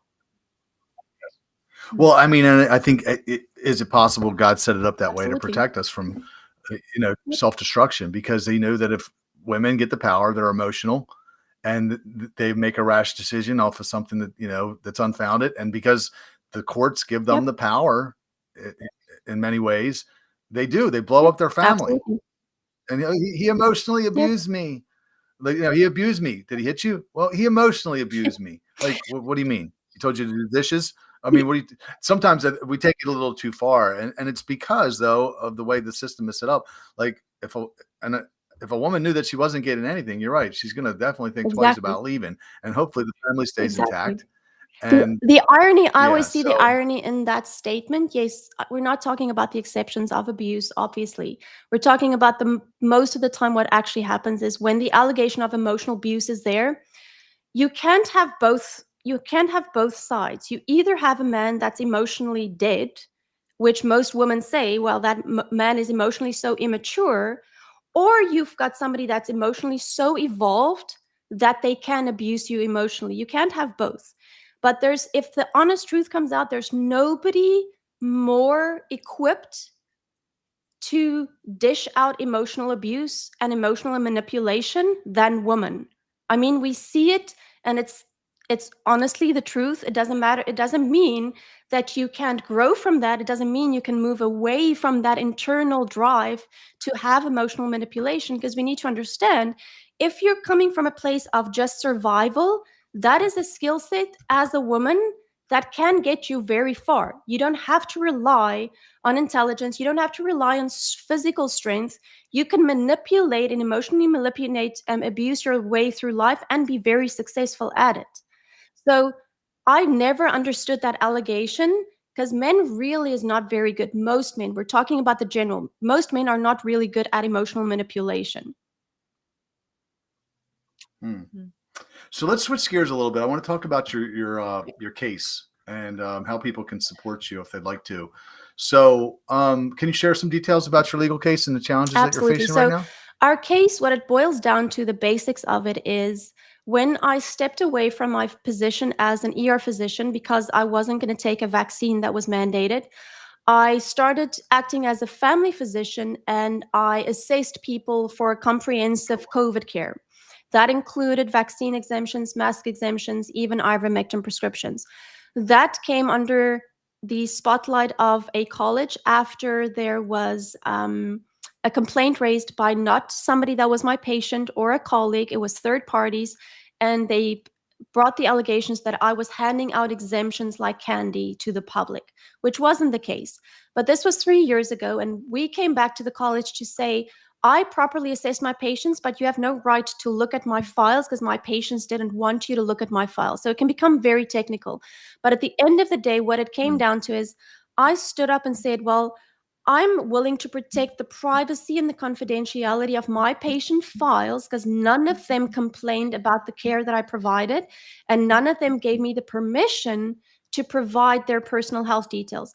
We were willing to provide the records redacted so they could look at my charts and my assessments without knowing the names and the date of births and the health card number of my patients. The college said we're not interested. They took me to court in December of 2021, and we've gone through district court, superior court, Ontario court, and I mean, any court that you can think of, until it was pushed up until the Supreme Court of Canada, where we lost the appeal for me not to hand over my patient files. On the 12th of November, Wow. I handed over 519 physical files to the college, and they were obviously shocked because I don't think they thought there was files, because they really did think I was just being difficult and rebellious and trying to make a point. I don't think they're used to people that when they took a stand, it is really about the principle, not about proving a point. So when we dropped off 519 files, over 17,000 pages of files that they had to go through, they were quite shocked. This was November of last year. We still have not received the files back. They have refused to communicate with Aubrey, that is my legal representative at this stage, with just the communication. And now we're just waiting to see what happens. I do have a tribunal that is happening in the third week of January. And it's a second investigation that was opened on my name because the second investigation was about not cooperating with the first one that was stuck in court for 3 years. So that is the tribunal that's actually being heard in January, in the next two weeks or so. So we'll update you as soon as we've got that. That's going to be a public hearing, so we can always send you the link and you can send it out for anybody that wants to watch. But it does come down to really important things. It's not, once again, it's not about me. It's not about my rights as physician. It's about the patient's rights to privacy and confidentiality. And where do you draw the line where government overreach and regulatory institutions overreach, where the power is taken away from people in their own medical health? That's what it comes down to. Yeah. So let me ask, this is the $1 million question. Are you on board for Canada becoming the 51st state of the US? Let's put it this way, without putting a political spin on it, I would love to be able to cross the border without going through border control. Let's just put it that way. I'm That would be all in so favor. great. I think Canada should be our 51st state. Let's do it. Let's unite. Get rid of Trudeau. You're out. You're fired. No, okay. So I know this is a serious topic. So how has this impacted your family? Do you want to talk a little bit about that? Because I know you haven't been able to work for almost 3 years now, and you got. Well, the obvious one is the financial thing. As I said, as an ER physician, it was a really good job. I mean, it comes with high stress and you're managing anything that comes to in the emerge department, but my personality, it fits in with that. I manage stress very well and I actually thrive under that environment. But financially, it was very easy. You come and do your shifts, you go home and you don't do anything else than wait for your next shift to start. So that has definitely changed, where financially we've gotten to the point where our Heavenly Father is taking care of us, and we're so grateful for the GoFund that you started again. But He's put people into our life that have blessed us. We have never gone to bed hungry. Our kids have never been without clothes in the winter or in the summer. We did make some bold changes. We sold our home in 2022 and we bought a motor home that we've been living in the summer, and then in the winter we just rent. So we've made some good decisions along the way that has made it easier. So, but obviously there's financial challenges. We are going to have to file for bankruptcy. On another point of view, I think it's been challenging in the sense of our kids are old enough to understand what I'm standing up against, and having to protect them from the pushback from the other side, the fact that I'm standing up against an institution that was set up to always be successful. And it's not set up for physicians to take their own autonomy and medical ethics as serious as I did. So having those discussions with them can be seen as difficult. It's maybe discussions that 10-year-olds and 8-year-olds shouldn't be having, but we see it as well. Coming from Africa, that's not life and death situations either. We're equipping them with a story to say, but this is what happens when you stand up for something.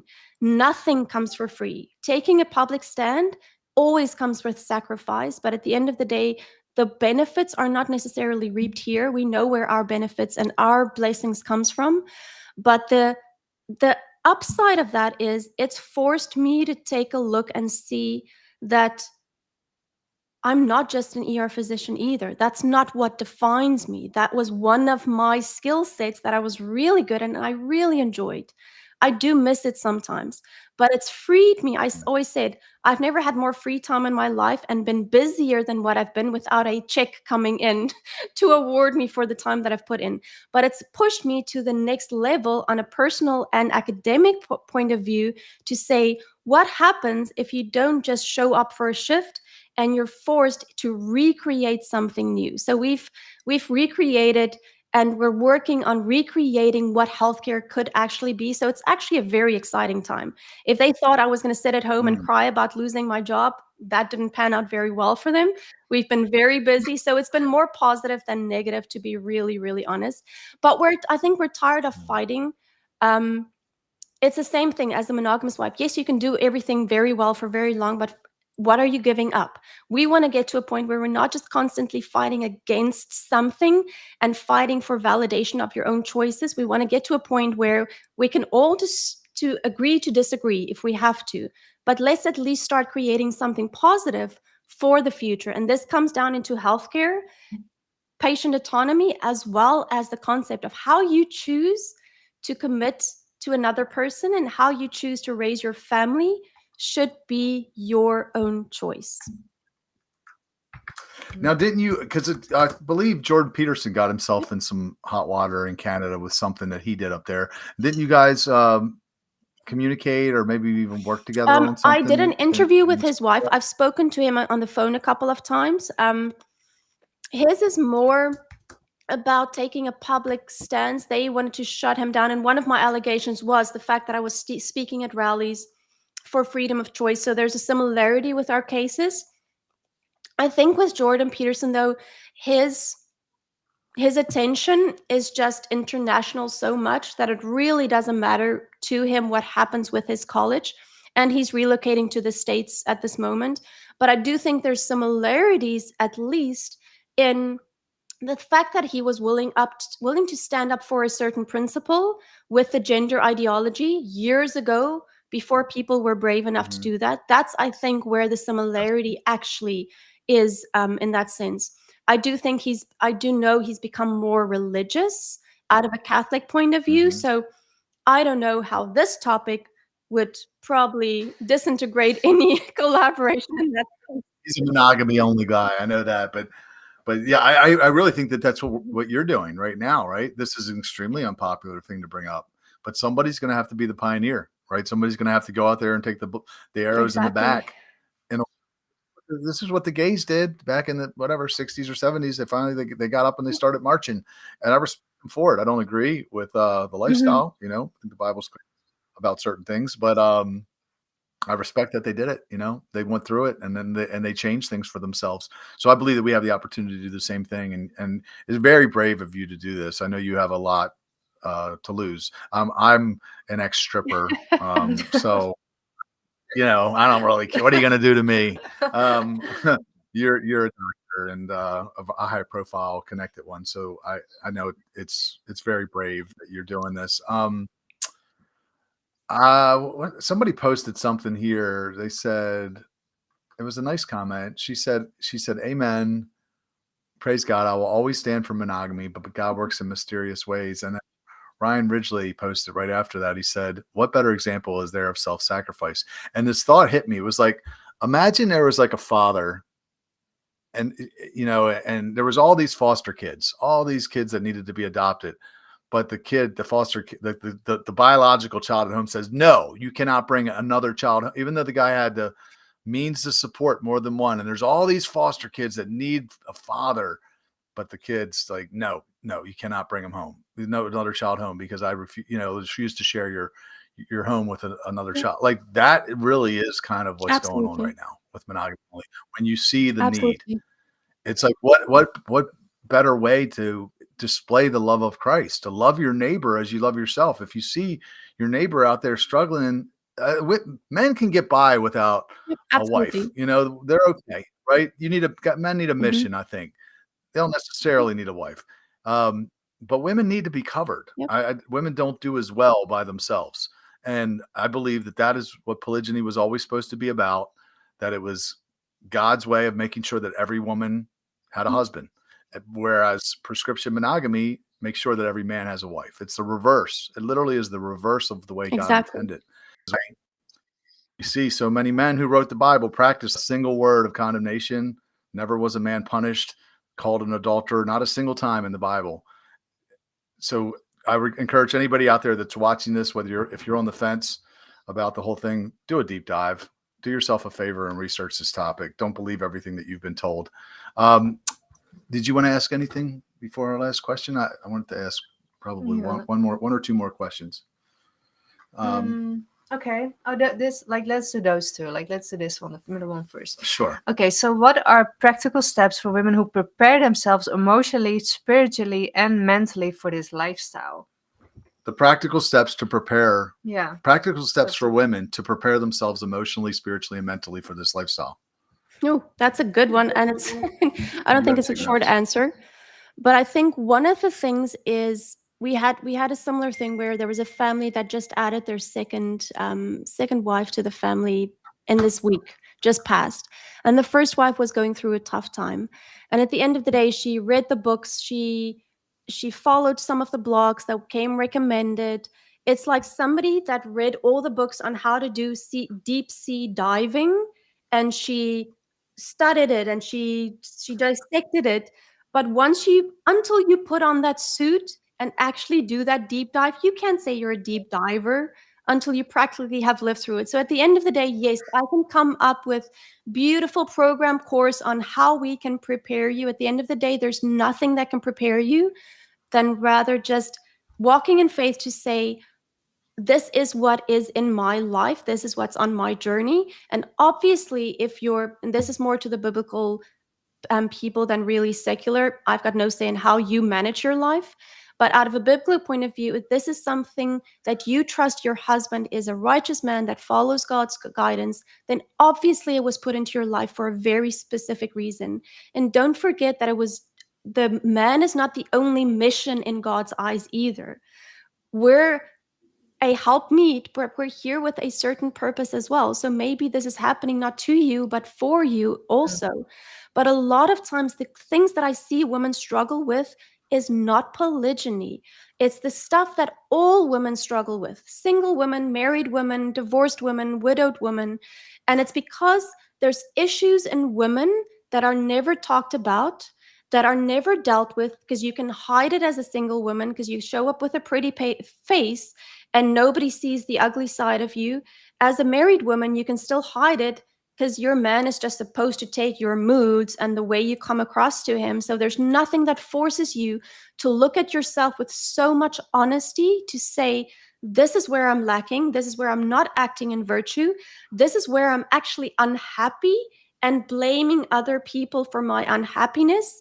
This is where I'm not even satisfied with who I am, and I'm still blaming situations and conditions around me instead of taking responsibility. So it's all about taking accountability for your reactions to things. But the irony in all of that is, as a woman in polygyny, you cannot go through that alone, because you're never going to get to the other side if you don't invite your husband that already loves you. He's committed to you. He's decided that he probably knows all of those things that you just realized now. Men are smarter. They're way smarter than what we give them credit for. They realize all of the shortcomings in their wife, but they still chose you as a woman in his life. But he's there to fully support you, to say, my dear, I know these things, but let's get you to the other side. He can't make that growth happen either, but it takes a point of such vulnerability to say, oh, I'm in this marriage because all of these things were still stuck in me even after 42 years on this earth and 20 years in marriage. And I never allowed myself to become so vulnerable to be 100% honest with you. And if I never reached that point, you couldn't build into my life for me to reach that point. And I think the beautiful part of that is why the concept of polygyny is one of the most beautiful models of our relationship with our Heavenly Father. Because we can live this life on our own, we can struggle through it, but once we reach a point where we say we really can't reach that next level of growth without being so vulnerable and say we cannot do this alone without your Heavenly Father's guidance, it's a blueprint of our spiritual relationship. It's a blueprint on what happens on earth. And I do think that's the one thing that scares the world, the spiritual realm, the liberal realm, the institutions. It's that specific concept, because this is a blueprint of what our relationship with our Heavenly Father should be. But at the end of the day, we told this wife, to be very frank, just get over yourself, because it's really not a life and death situation. And at the end of the day, you are in control of how you react. And if you are committed enough to say, I love the people that are in my family, once it gets tough, suck it up, buttercup, because at the end of the day, you are creating that storm in a little teacup as well. Because the growth of adjusting happens very quickly, to be honest. The growth as a person is a lifetime. That never stops. I can definitely add to that, because you talk obviously about like plural marriage, but I feel as if and when I look to myself, I can already see like we're not in a plural marriage. I'm not in a plural marriage, of course, but just the fact that this idea exists in our relationship, and I know that he has the biblical right, like it made me already aware so much more, like, of all the things that you said, and not even having a second wife, but just like the fact, like, it made me very vulnerable. It made me really look into my own fears and my own insecurities and my own doubts, and also like ultimately like really having to trust not only him but also God. Like, I really had Exactly. to remind myself, like, listen, like, this is the path that God chose for you. And now, whether we ever practice it or not, that's not even up to me, or not even up to Rob. It's up Yep. to God. Absolutely. But it's like the trust that comes with it, but also the whole learning curve that otherwise I don't think you would have. Like, you would be like, okay, now he's just stuck with me, and it doesn't matter if I do this or that or that. He just needs to. And this is like a whole different thing. And then another thing that I was thinking while you started your answer was that when he and I just started dating, I wasn't even sure if I was gonna marry him or anything like that. But he invited me to this retreat for like polygynous, how do you say, polygynous families, yeah. Mhm. And I was more in the mindset for like okay, let's just go there and learn. I mean, I've never met anybody who practiced it, so I was like, okay, let's just. And I'm like a pretty open-minded person in terms of like, I love to learn and see, even for like my own interest, to kind of see like, okay, what would this like. So I went there and I was like, you know what, I'm just gonna be like just ask some questions, like try, Curious. yeah, just being curious about how they do it. So Mhm. I asked a million questions, and about like, and then also kind of to learn for myself, like what I could learn potentially. And the same thing, like my conclusions really were like, I asked like a bunch of different families, a bunch of different women, and my conclusions were like, you cannot predict anything, because it Mhm. all boils down to your personality, and then the personality of the other person, and then their preferences, and then your husband. And it's like, you put all those people together, and it's not one way. Like, some people really like their quiet, other people do everything together, and it's like you basically have all the personalities, you need to bring them together and make it work. Absolutely. And I think that's once again the beauty of it, that it's not a cookie cutter model either. Our Heavenly Father loves the fact that my relationship with him is totally different from your relationship with him. And that should be in the marriage as well. But the one thing that you just mentioned in the fact that all of these stories are different, yes, they're all different. But what I've seen and I've recognized in all of these stories, something that is the same in all of it, is the fact that the women are even aware of the issue of continually growing in wisdom as a woman. Yes. Where in other groups and movements, there's not even an expectation on any woman to grow from being or acting like a teenager sometimes when things don't go exactly the way you planned, and getting to a point of wisdom where you are able to verbally state when you're unhappy about something without breaking down the other person that's on the receiving end of it. And the other thing that I've noticed is, before I say that, I want to speak from experience. I was the first wife of a great husband, successful husband. I had a successful career. I did it all. We had trouble getting pregnant. So we've gone through an infertility journey as well that our Heavenly Father had to take us, which I'm so grateful for, because we are 100% grateful for every single live little child that we have in our household. And we've got a couple waiting for us when we finish this life as well. But that made me so much more appreciative of every single child that we had. But what ended up happening is I fell in the same trap of trying to be the perfect mother, making all of these homemade little squishy foods. It was all organic, trying to be the perfect wife, trying to be the career woman, trying to be it all. And at the end of the day, dying inside. Because a lot of women can do a lot. We're very productive. Naturally, most women are not lazy. It's very strange for women to be or to be lazy. We're built to be productive and to see what we've done at the end of the day.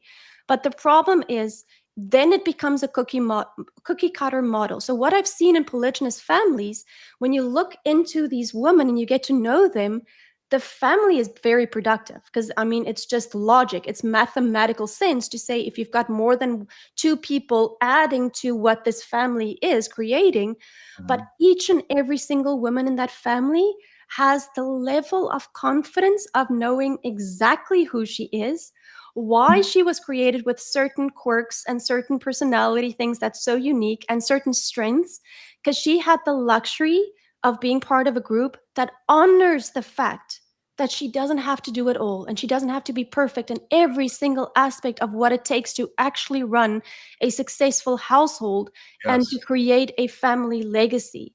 So the irony in that is, this is something that is as opposite of oppression as what you can imagine, versus the feminist way of doing everything by yourself, and then at the age of 45 realizing that you have to go get a sperm donor if you want to be a mother.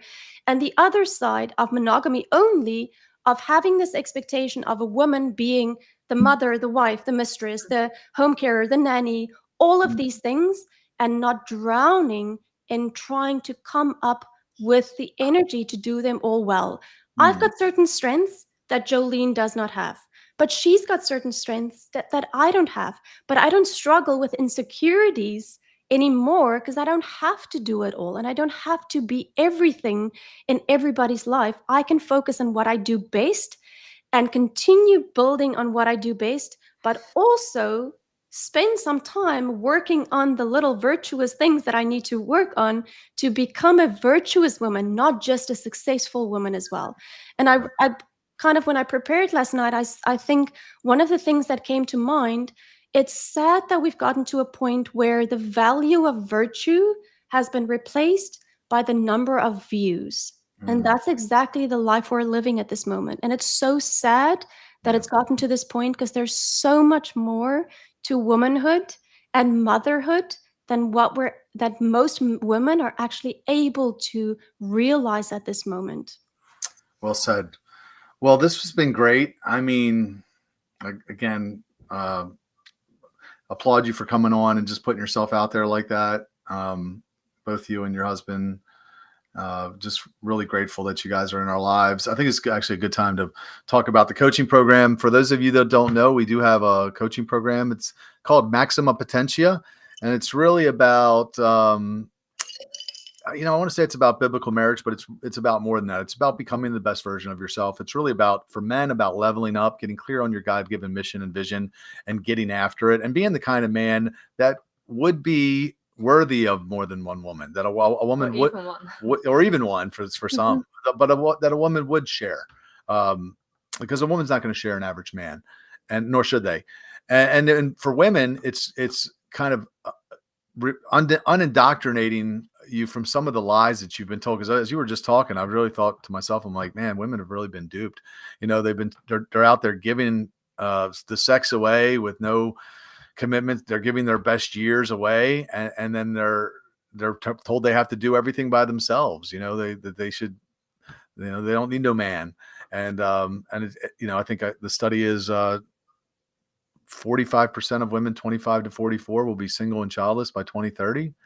So it's getting around some women that have the fruit on the trees. They have happy marriages, great family lives, successful careers, and learning from them, and just trying to navigate how to go about all this God's way in a very upside down world. And it's a really unique program. I don't think there's anybody else doing what we're doing in the world. The ladies have a call every Sunday morning, and they talk about all kinds of things. The men have a call every Thursday night.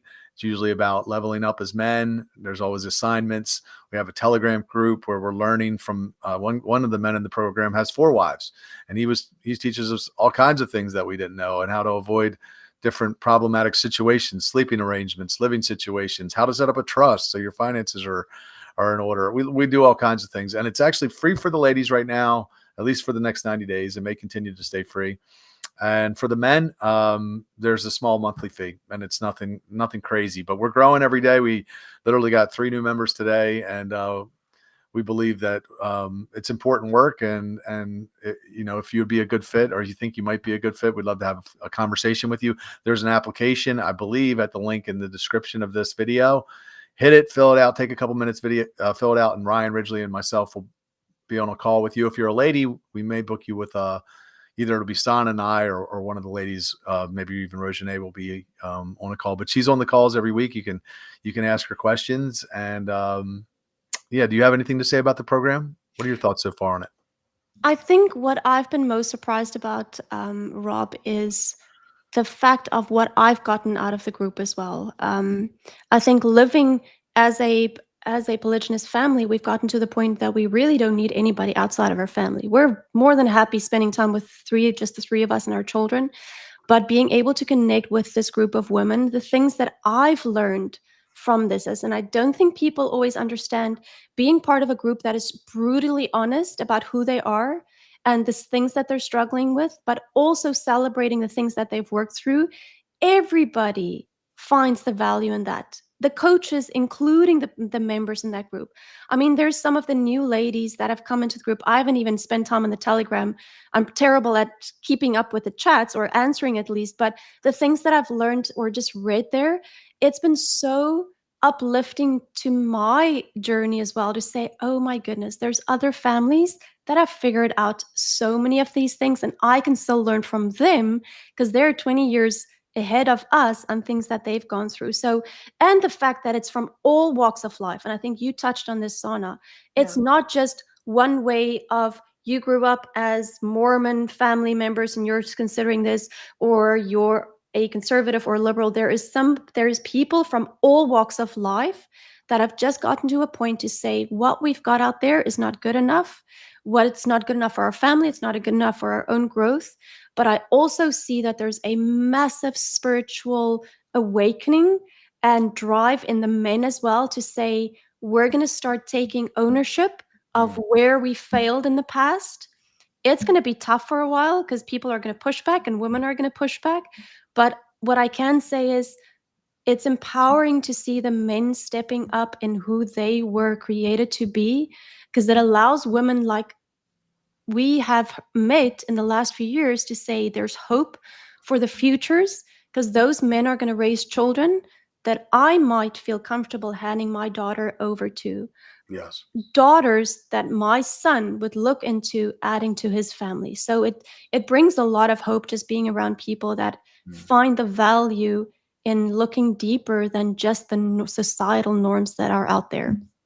So good. Yeah. It really is about the men taking responsibility for how we failed in the past. And I look at there's a lot of great men. I mean, even the two guys that we signed up today, they're just like studs. They're like, I really feel like God's just, I don't want to say he's rebranding Christianity, because like so for so long I feel like people just associate us with a bunch of nerds like Yeah. Ned Flanders or whatever, and he's really bringing some like men who love him, that are masculine and not afraid to challenge the status quo together. And I've really it's something very unique that's happening, and I'm very grateful to be part of it. I was reading through the chat the other day. There was like 50 messages. I was behind them, but I was just reading through, and I just had this big smile on my face. I was just so grateful to be part of a group that's talking about these things. Absolutely. And yeah. So, did you just have anything to say before we end it? No, I'm good. Okay. Well, there's the application at that link. I'm not sure if you see it at the link in the description, but feel free to fill it out. We'd love to jump on a call with you.